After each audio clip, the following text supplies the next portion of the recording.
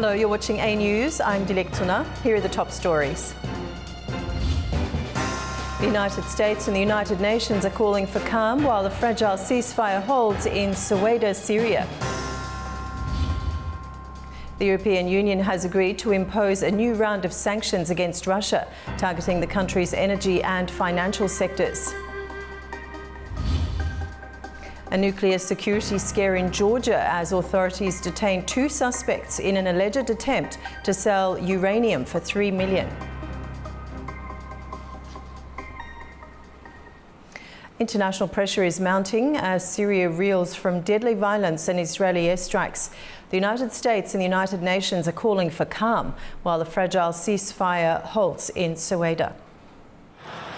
The United States has condemned the renewed violence in Syria, urging all parties to step back and pursue dialogue that could lead to a lasting ceasefire. US State Department spokesperson Tammy Bruce says that Washington is working with all sides in Syria. Over the last 48 hours, the United States has led diplomatic efforts to promote real de-escalation and peace. As Secretary of State Marco Rubio noted yesterday, we have engaged all the parties involved in the clashes in Syria. We have agreed on specific steps that will bring this troubling and horrifying situation to an end tonight. This will require all parties to deliver on the commitments they have made, and this is what we fully expect them to do. At the United Nations, Assistant Secretary General Khaled Kiari sharply criticized the Israeli strikes. In addition to violating Syria's sovereignty and territorial integrity, Israel's actions undermine efforts to build a new Syria at peace with itself and the region and further destabilize Syria at a sensitive time. In the Security Council, Syria's ambassador Qusay al-Dahak rejected Israel's justifications, accusing it of systematically seeking to destabilize Syria. However, Israel's envoy, Brett Jonathan Miller, defended the strikes as targeted action against jihadist militants, citing a moral and legal duty to protect Israeli lives. At least 594 people have been killed in recent sectarian violence in southern Syria, according to the UK-based Syrian Observatory for Human Rights. The call for calm comes after violent clashes in Ceuta province erupted on Sunday between Druze and Bedouin communities. Syrian government forces entered the Druze majority city on Monday, claiming to restore order, but fighting escalated. Israel has launched high-profile strikes deep into Damascus, citing the protection of Druze civilians and to halt government attacks on them. In his first televised statement after Israeli airstrikes on Thursday, Syria's interim president Ahmed al-Sharaa said that protecting Druze citizens and their rights is Syria's priority. A ceasefire was declared on Wednesday, and government troops began withdrawing on Thursday, bringing a fragile peace. Tensions in Syria are rising while international pressure is mounting. Joining me now from Ankara, Turkey is former diplomat Mr. Melih Demirtas. Melih, welcome to the program. Thank you, Ms. Tona. Thank you. Now, what prompted Netanyahu to demand the demilitarization of southern Syria in the first place? Yes, Mr. Netanyahu's and Israel's policies continue to be active. I think active, not in a positive sense, active in their maybe national interest sense. Of course, every country has some national interests, every country has some security reasons to behave and act maybe outside their borders. But still, Israel's actions really destabilizing the region. Also, we have seen in the first in the first months of this changing Syria, in the new Syrian regime, that these Israeli attacks can be a real problematic within the region, and now it still continues, and with the maybe pretext of Druze community, with the pretext of protecting such communities, which is actually thousands years of the special status of Syria. We have many communities there, we have many ethnic and cultural, of course, identities there, but such pretext is a real reason for now to behave in a very unilateral, maybe national interest of Israel and Mr. Netanyahu's government now. And how's Turkey positioning itself when it comes to Syria's sovereignty and Israel's recent actions? We can say that Turkey's number one rule is always stability thing. I think stability is also maybe peace process in every region, in every context, also in the Palestinian case, also in the Syrian case. We really attribute this importance to our neighbors, maybe futures. Israel's government, I think the government under Mr. Netanyahu, maybe this far rightist, of course, voice in this government, is shaping now also Turkish foreign policy in a much more humanitarian sense. We always thinking that this humanitarian pillar is the #1 rule in this Middle Eastern issues, especially for the coming futures. But I think Mr. Netanyahu and Israel's government really pushing these borders, and they're really pushing all these developments on behalf of their own interests. And lastly, how does the US military justify its presence in eastern Syria, and what are its objectives in the region? We can say that United States' role, I think Mr. Trump's understanding also starts to shape all these balances. Israel cannot behave without the support of United States, first of all. I think Mr. Trump's constructive, we hope that it will continue to be constructive, role in the Middle East will contribute to these processes in southern Syria, also in all over the Syria, because Syria's region and Syria's community continue to be reshaped according to some new balances. Shara's government, we know that it's maybe struggling, it's really making their best in finding a middle road in all these maybe fragmented societies, in these fragmented ethnic and religious identities, but still they need help. They need help of Turkey, of course. They need help of all the countries, including Russia, maybe China. But first of all, of course, Turkey as the United States and Israel. I think Mr. Netanyahu's government should think twice. What can it maybe do for not harming this regional and global stability for its and for the unilateral sake of their government and community? Okay, Mr. Melih Demirtas, thank you so much for joining us on the program today. Thank you, Mr.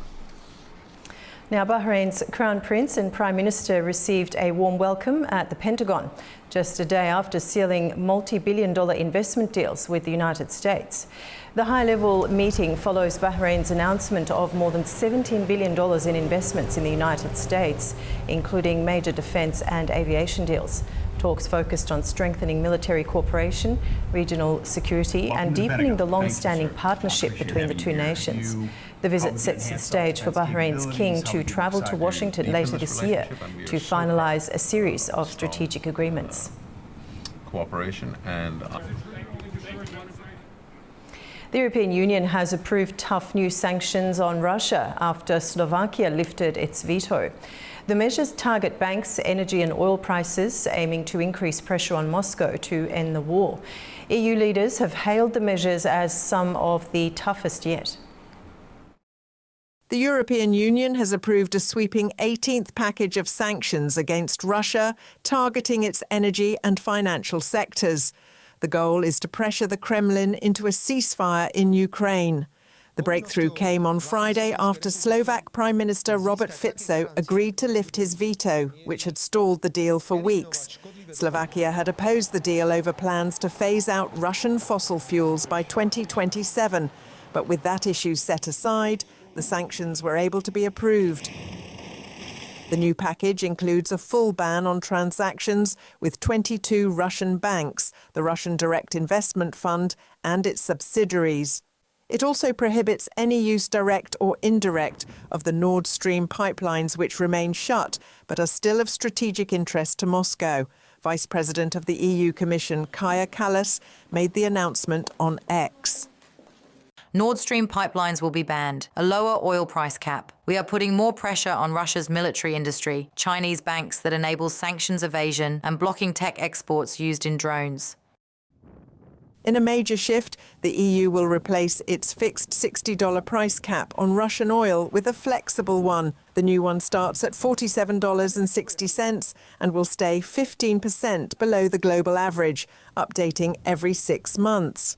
While the United States has distanced itself from this revised pricing system, EU leaders hailed the package as one of the toughest yet. Ukrainian President Volodymyr Zelensky welcomes the new restrictions. A decision by the European Union that we all worked for together. We managed to strengthen the 18th package of sanctions against Russia for this war, and today the package has been approved. I thank everyone who contributed to this. European Commission President Ursula von der Leyen declared that the organisation is striking at the heart of Russia's war machine and vowed that pressure will continue until the war ends. Switzerland will receive its US-made Patriot air defence systems later than expected. The Swiss Defence Ministry confirmed on Thursday that the US Department of Defence has postponed delivery of Patriot missile systems to Switzerland. In an official statement, the ministry said the delay is due to the US reprioritising deliveries to support Ukraine's ground-based air defence needs. Great Britain and Germany have signed a wide-ranging friendship treaty, marking a significant step in resetting post-Brexit ties and strengthening cooperation across key sectors. As a demonstration of renewed partnership, Britain and Germany signed a comprehensive friendship treaty on Thursday, covering areas from defence and security to trade and economy. The deal comes nearly 10 years after Britain voted to leave the EU and is seen as part of broader efforts to rebuild strong European ties. And I see it very much as evidence of the closeness of our relationship as it stands today, the strength of our values, the strength of our joint approach, but also very much as a statement of intent, a statement of our ambition. Chancellor Merz welcomed the agreement's provisions that will strengthen ties among younger generations. I'm delighted that we were able to reach an agreement that will make it easier for school children and students to come to Great Britain in the future and vice versa, to come to Germany more easily. This will give the younger generation, in particular, an opportunity to get to know both countries better. This will also provide a good basis for the further development of our relations in the coming years and decades. Many thanks again. I'm really grateful to be here. Fantastic. The treaty builds on a defence agreement signed last year and follows recent moves by France and the UK to boost nuclear cooperation, highlighting increasing alignment between Europe's leading powers amid global uncertainty. With just weeks to go until sweeping new US tariffs hit European exports, the White House says Brussels is pushing hard to strike a trade deal. But with no sign of a delay from President Donald Trump, producers from Italy to France are bracing for impact. With less than 2 weeks to go before the sweeping 30% tariffs hit European goods, the White House is making its position clear, and the EU wants a deal, and fast, before the 1st of August deadline. The US Press Secretary Caroline Leavitt says the pressure is on in Brussels. As for the European Union, they continue to be very eager in negotiating with our country for obvious reasons on ways to lower their tariff and their non-tariff barriers that we have long said harm our workers and our companies. So the President's trade team continue to be in talks with the European Union. But President Donald Trump is holding firm on the looming deadline. Would he accept or would he put forth a postponement of the August 1st? He's already said he will not. Trump's America trade posture is on full display. The tax hikes will target European goods from cheese to champagne, and US officials argue that the EU has long exploited unfair trade practices, and this is payback. Last year, the EU exported more than 530 billion euros to the US, and meanwhile imported more than 330 billion euros from the States. That's a trade surplus of nearly 200 billion euros for the bloc, according to the latest figures. For Trump, it's a signature move to pressure allies to drive a hard bargain and to show strength at home. But it's already creating ripples abroad. In Italy, that means uncertainty for cheese producers like Giuseppe. What Europe should do is always find a compromise, because confrontation, war, serves no one. Europe should do everything it can to mediate and negotiate with the United States. If tariffs do rise to 30%, he says he'll adapt, but not all producers are as prepared. In France's Champagne region, the concern is sharper. The American market is a market of champagne connoisseurs, between 27 and 30 million bottles per year. It's the leading export market for champagne. And independent winemakers like Stéphane Vignon, they fear a steep drop in orders. If there are 30% tariffs, inevitably it implies a decline. The repercussions will be terrible. Others, like Hugo Drapier, see opportunity amid the risk. Customers are willing to pay the price for champagne, even if it's a little more expensive. But with less than 2 weeks to go, Europe's most iconic exports are now caught in a race against the clock. In Spain, intense wildfires have scorched thousands of hectares near Madrid. Aircraft and emergency crews are battling the flames. Dozens of people have been evacuated from the area. Firefighting aircraft and ground crews are working around the clock to contain wildfires in the Toledo region, just southwest of Madrid. The blaze, which broke out Thursday afternoon near Mentrida and Valmollado, has forced the evacuation of dozens of people from nearby residential areas.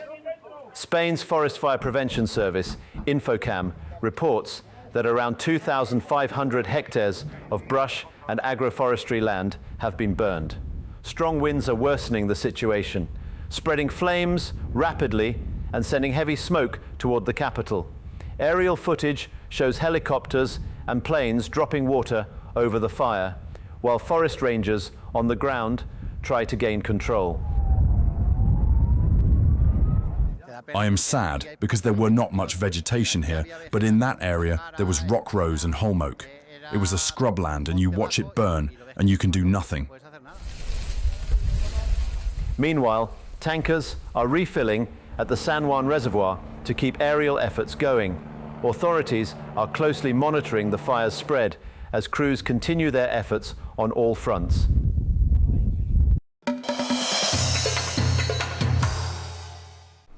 There's been a nuclear security scare in Georgia. Authorities have detained 2 suspects in an alleged attempt to sell uranium for $3 million. The material, according to officials, was radioactive enough to be used in a bomb, raising serious concerns about nuclear trafficking in the region. Georgia State Security Service says it has detained 2 individuals, 1 Georgian and 1 foreign nationals, for attempting to sell uranium worth $3 million American dollars. The arrests were made in the Black Sea city of Batumi. Officials say that the radioactive materials were powerful enough to be used for the production of an explosive device. According to the statement, it emitted a dangerous level of alpha and gamma radiation, posing a serious threat to public state. The State Security Service called this a transnational crime and said that suspects had concluded a deal to sell uranium illegally. It did not disclose the level of enrichment or the origin of the material. The operation was carried out by Georgia's counterintelligence and the Special Operations Department. If convicted, the suspects will face up to 10 years in prison under Article 230 of the Criminal Code. This is not the first time when Georgia faced such cases. Since the Soviet Union broke up, the country has disrupted several attempts to traffic the radioactive materials through its territory. The investigation is ongoing to determine the full scope of the network and to identify possible links beyond Georgia's borders. It's Nini Nikolashvili reporting from Tbilisi, A News. On his second day in Azerbaijan, Gurbanguly Berdimuhamedov, chairman of Turkmenistan's Halk Maslahatı, was warmly welcomed by President Ilham Aliyev at Fizuli International Airport, following his earlier visit to Baku. Gurbanguly Berdimuhamedov, chairman of Turkmenistan's Halk Maslahatı, was welcomed by President Ilham Aliyev at Fizuli International Airport. An honor guard was lined up to greet the visiting leader. At the airport, Berdimuhamedov was briefed on the international airports in Fizuli, Zangilan and Lachin, all built on the liberated territories. He was also briefed on Fizuli's master plan, focused on rebuilding the once thriving city devastated during 30 years of conflict. Emin Huseynov, the president's special representative for Agdam, Fizuli and Kojavend, explained the city's transformation. Covering nearly 2,000 hectares, Fizuli aims to accommodate 50,000 people by 2040.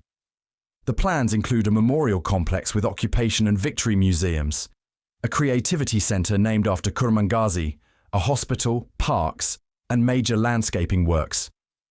Schools and kindergartens will be within walking distance. The project also incorporates smart city features, with the administrative centre divided into 3 zones. Later, Aliyev and Berdimuhamedov posed for a photo overlooking the Dashalti village in Shusha district. In Shusha, the 2 leaders visited the first residential complex, completed since the city's liberation. Spanning nearly 8 hectares, the complex includes 23 buildings and 450 apartments, primarily allocated to displaced families and public sector workers. So far, more than 370 families, over 1,400 people, have settled in. The area also features extensive landscaping. The visit also included a stop at a creativity centre housed in a restored caravan sarai that once belonged to Aga Kahraman Mir Siab Oglu. Renovated by the Heydar Aliyev Foundation and opened in May 2023, the centre features archival materials, photographs and videos highlighting Heydar Aliyev's role in the region's development, including the launch of the Agdam Khan Kendi Railway in 1979. Additionally, the delegation was informed about statues of Natavan, a celebrated Azerbaijani poet, and Bulbul, a renowned opera singer, which were damaged and vandalized during the occupation. These statues have since been restored and returned to their original locations in Shusha. At the Bulbul House Museum, the childhood home of the celebrated musician, Aliyev and Berdimuhamedov toured the restored building and viewed a newly installed bust of Bulbul. The museum, heavily damaged during the conflict, reopened in 2021 as part of cultural restoration efforts.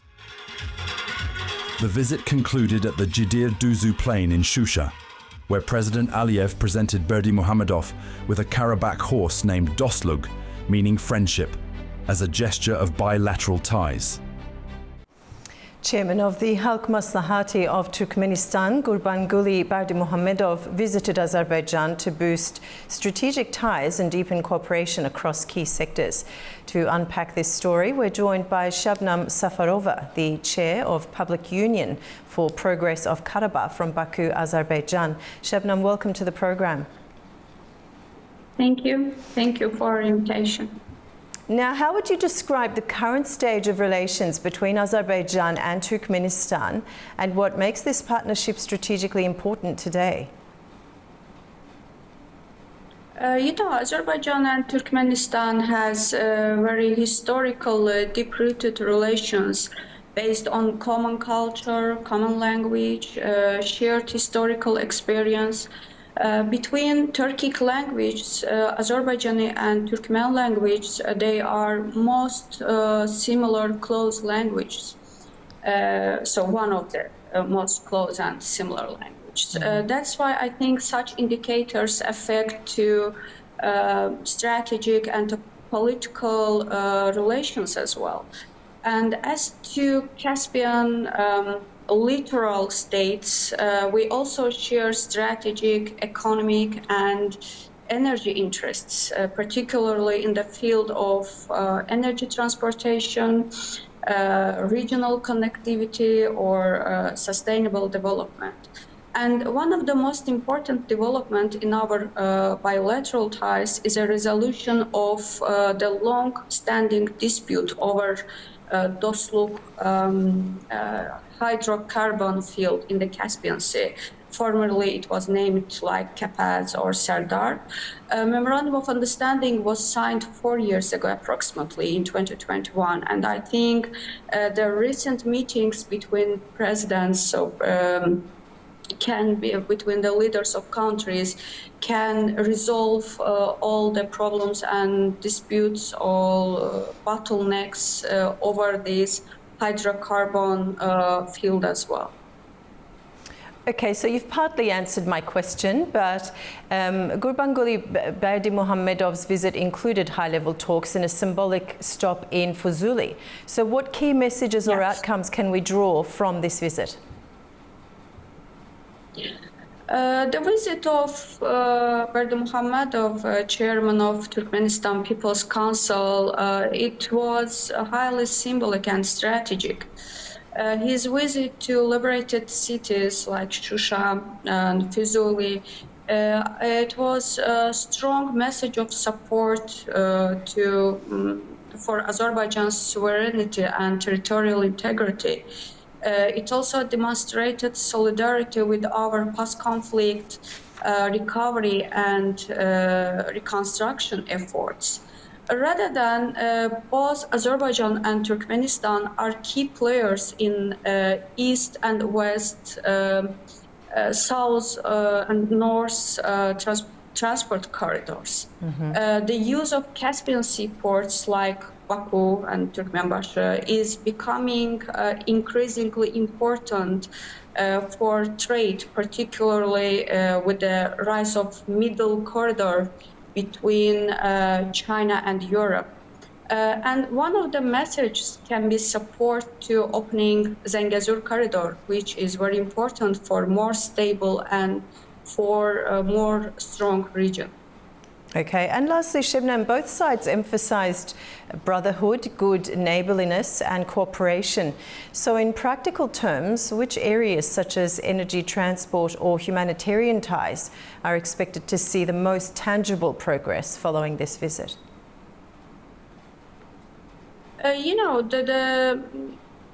We can see development in several fields. The first of all, it's energy cooperation, I think, because Turkmenistan has one of the largest gas reserves in the world.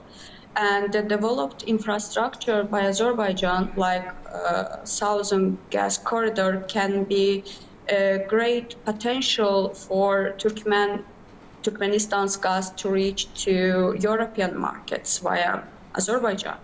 And yes, there are some commercial and technical challenges, but the recent bilateral meetings and the willingness of both sides can be very helpful in order to resolve all these commercial and technical problems. And the second direction can be transport and transit connectivity. As I mentioned before, both countries are key players in this field, and joint infrastructure projects and simplification of customs procedures can boost our shared role as transit hubs.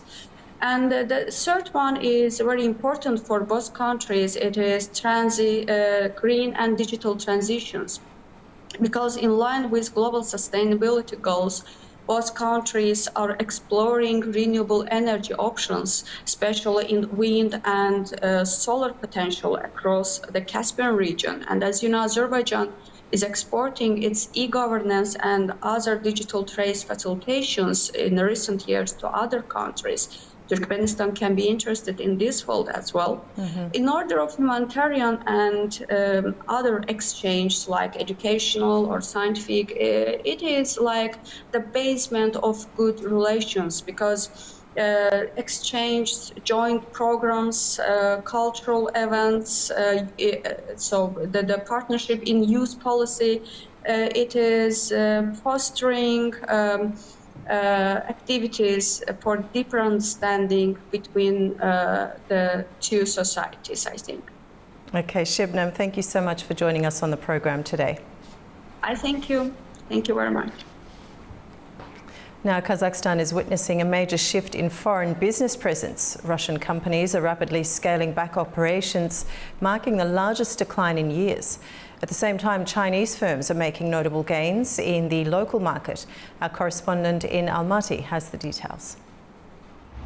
Russian companies are leaving Kazakhstan in large numbers. According to Kazakhstan's Bureau of National Statistics, more than 720 Russian businesses pulled out of the country in the second quarter of this year.